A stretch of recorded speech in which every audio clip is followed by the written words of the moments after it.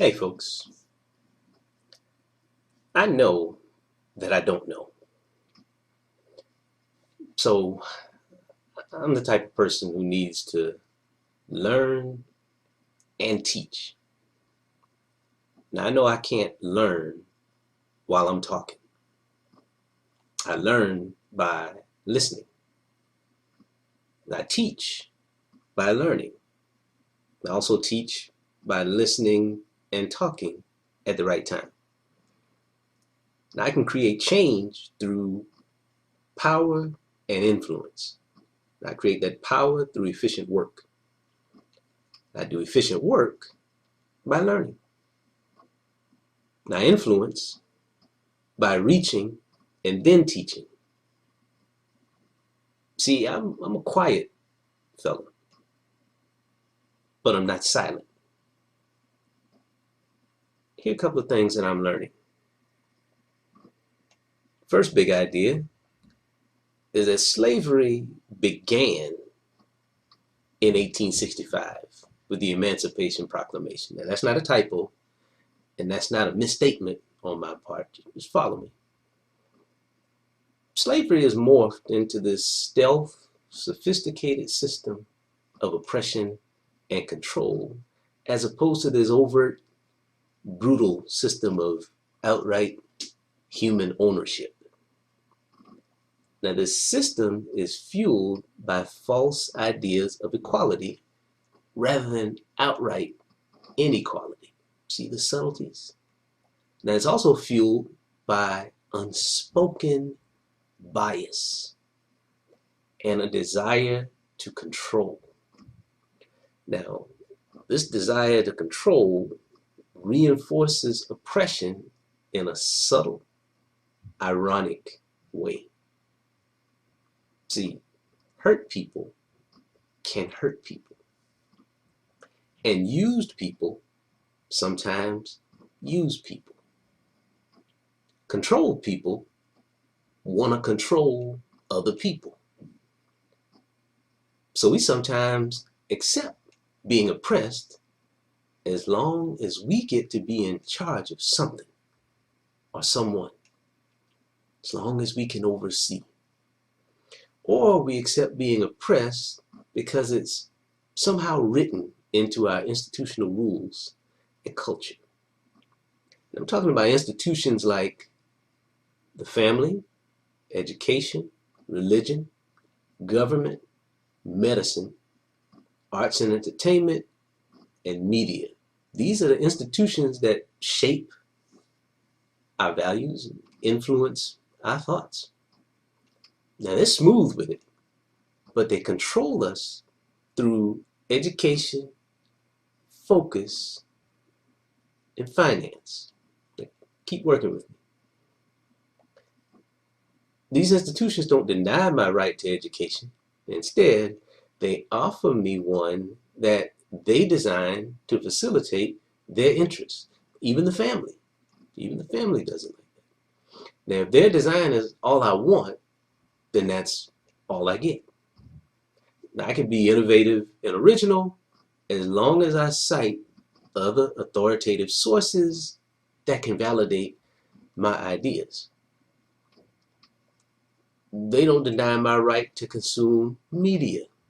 Instead, they hope I consume it in an obsessive, distracting way.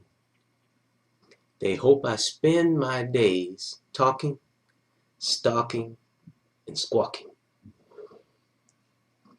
They hope I chase every chicken and jump down every rabbit hole. They hope that I am so full of my opinions that I never learn to empathize, analyze, or synthesize. They don't deny my right to earn a living. They control the living that I earn. Now, I earn that living either by working for wages or by being self-employed and working for my customers. I sow into the future promises of pensions and 401ks, but know very little about how they invest my deferred earnings. Now, I overlook that ignorance as unnecessary details. because I'm not really trying to face that fact. I can get financing for a car easily. Now, getting investors to support my business plan, that's a little tougher. Man, I'm painting quite a dark reality, huh?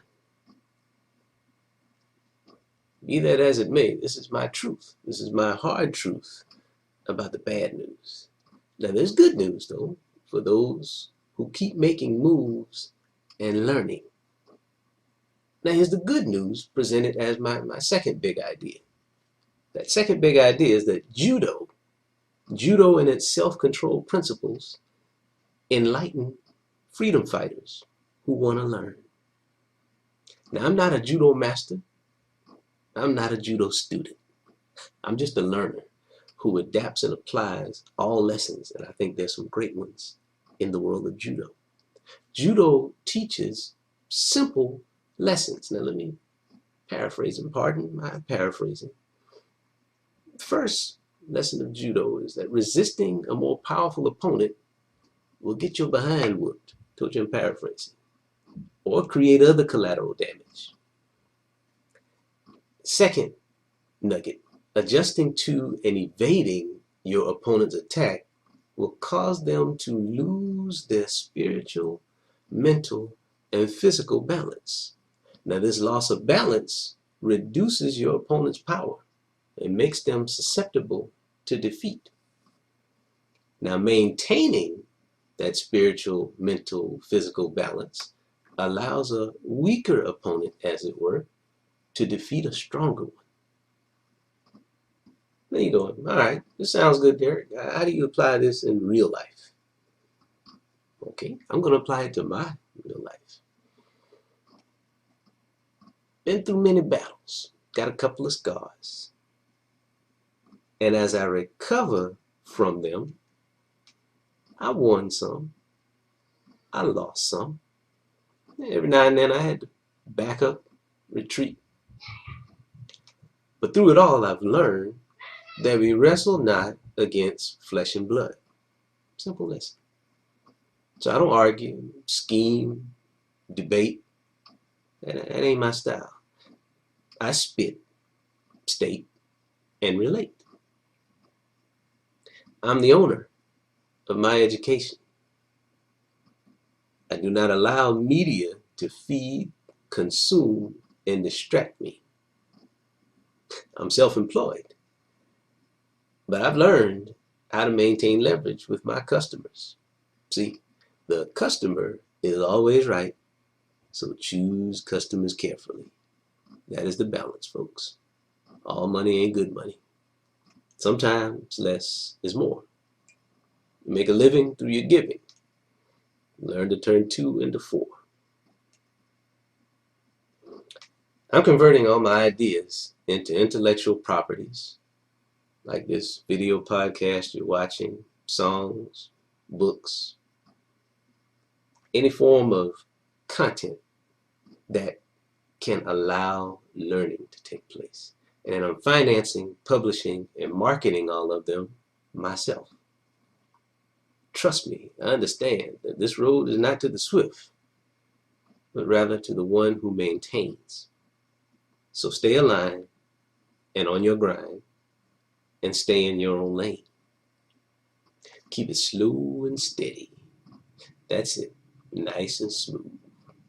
Always do your homework. Believe that God will approve.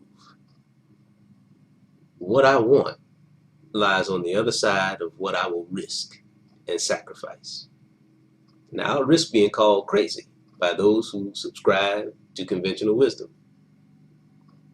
I'll sacrifice short-term possessions and security for long-term freedom and opportunity. This freedom ain't free, folks. I will risk my position, as it were, to claim my authority. Selah. And thank you as always for listening. Grace and peace.